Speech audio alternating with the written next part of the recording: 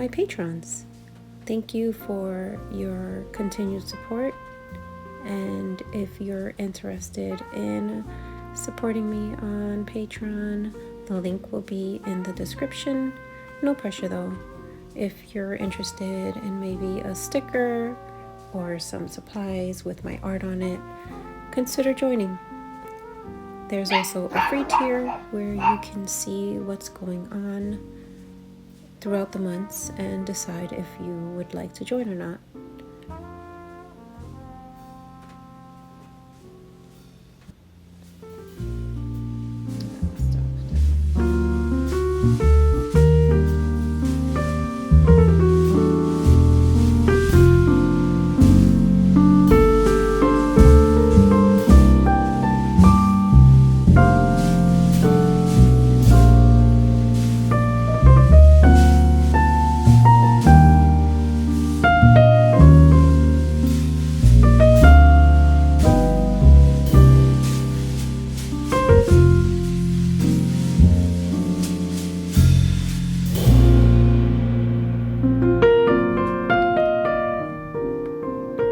Since starting this watercolor log of all my watercolors, I've been having so much fun just putting my paints onto a piece of paper, knowing that I'm going to have one set location for every paint that I own eventually. It also has sparked a lot of like creativity and new ideas to put on, as an illustration, and it's just so much fun. It's been so much fun, and I hope that you have been enjoying these, because I'm really enjoying making them, and I don't see myself stopping anytime soon. That color that I started making circles with was just so pretty. I had to put some more on the page.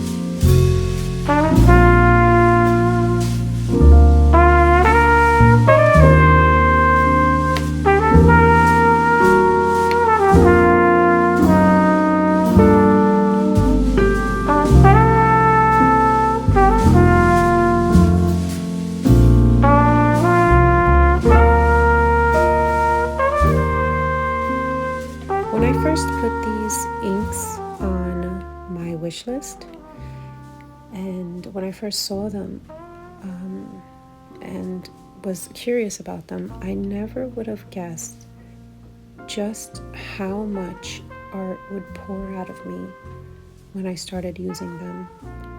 And this is why I encourage you to hold on to that thought of an art supplies that you saw, and if you have it and you want to buy an art supply, do it. If it's gonna make you happy, I say do it. As long as you can afford to.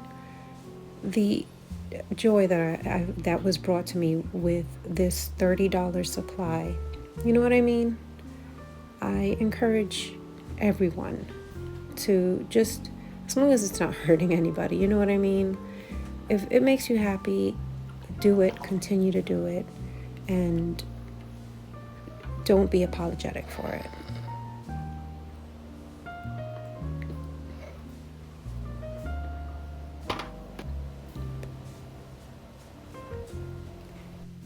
My initial thought for the piece that I was going to make with this Sumi ink was oh, maybe I should draw something or sketch something. And while I was swatching, it's just going through my head, and I'm like, what should I put? And although like inspiration just like oozes out of me with these inks, I still wanted to make something like nice. I didn't want to be disappointed with what I'm going to see every time I refer to these inks in this catalog. But when I was done, I cleaned my water, like I got some new water, and then I started to think again, and I picked up my pencil for like a second, and I said, you know what, I'm just gonna paint with water, throw some ink on it, and see what happens. And this is where we are, and this is what is becoming of what I, my just jump into it kind of like thought. Now, in the beginning of this video, I showed you a couple of pages that I had done earlier in the weeks, and the different paints that I've already cataloged in this book. And yeah, I'm having so much fun just like putting the paint down and thinking of ways to showcase the paint on the other page to, give myself an idea of what I can make on any day when I want to, whip these paints out. I love the Nuance Kuretake paints. It's a smaller set that I purchased a while back, and it had colors that were very like fun and kind of pastel-y, except for a couple. And I decided to make some clouds with them and just showcase them like that. I was going to start throwing other embellishments on the piece, but I feel like, especially with these pages, I don't want to put anything on the page that's not the paint that I'm showcasing. I usually do like mixed media pieces, but just so that I can see what the paints, are capable of, I kept it at just the paint. And I feel like that was a good call.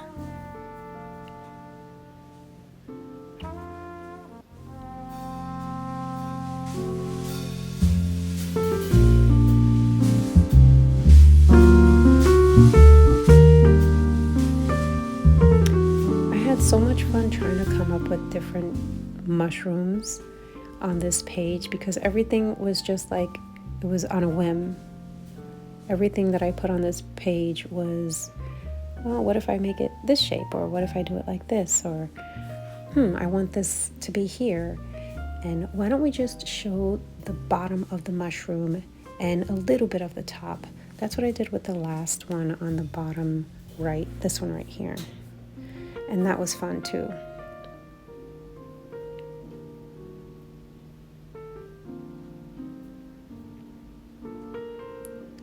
Also allowing myself to just use what I have as far as the paints, or in this case the inks, are concerned. It shows me just how far I can take my art without relying on other mediums, which is fine, but sometimes, I don't know, it's nice to challenge yourself and give yourself like a what if scenario, or like just, give yourself like, can I do this with just these things? Is it possible? Am I going to struggle? And I think because these paints are so like versatile, and you can go like super, super heavy or super, super light with the paint flow, it's like endless possibilities, as long as you have a steady hand as far as making lines and stuff like that is concerned. In this part, you really have to trust the process. I was so worried that I made the bottom too dark, but then I I'm like, you know, just breathe, it's gonna be fine. And I just made the outside a little bit darker, and it toned down the underneath to make it look like it was lighter again. I'm also not too worried about that because I'm eventually going to put a background, and the background is going to be a dark color, and it's going to make the colors either look lighter or darker. And this is that blue that I was playing around with in the beginning of my swatching, and I just knew from the swatch, I'm like, I don't know what I'm gonna make, but I'm using this, and it's going to be the majority of the page because I love this color so much.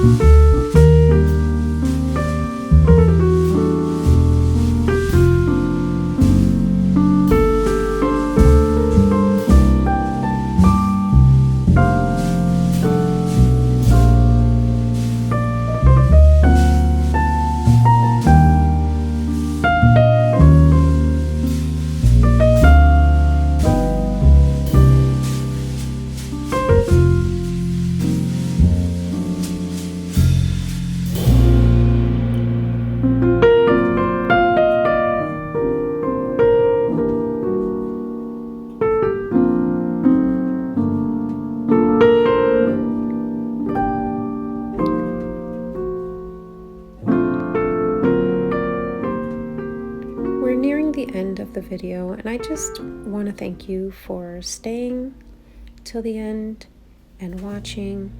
I also want to give a special thanks to my patrons for believing in me and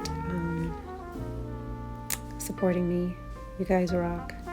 If you're interested in prints and stickers with my art on it, consider joining my Patreon, and thanks for watching.